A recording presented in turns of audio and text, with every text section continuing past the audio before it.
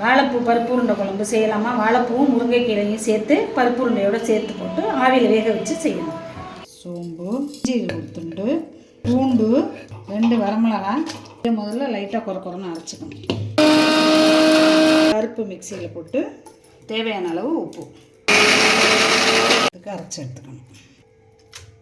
வாழைப்பூ முருங்கைக்கீரை போட்டு பருப்பு உருண்டை, வாழைப்பூ, முருங்கைக்கீரை,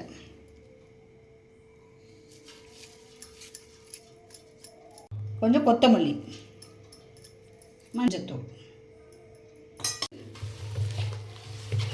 வேணும்னா தேங்காய் போட்டுக்கலாம். தேங்காய் பூ ஊற்றி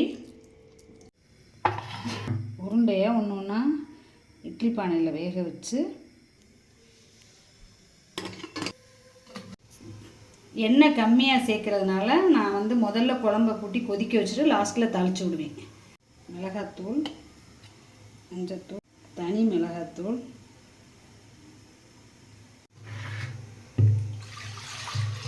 உப்பு தேவையான அளவு.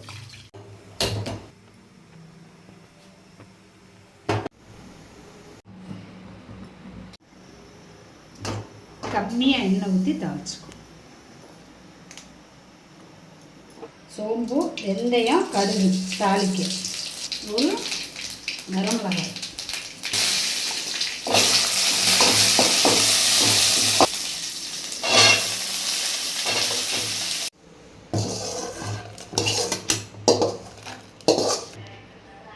உருண்டை இதில் போடணும்.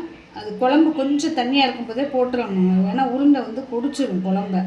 அதனால் உருண்டையை போட்டோம்னா கொதி வந்துருச்சு. இனி அடுப்பு ஆஃப் பண்ணிட வேண்டியதுதான்.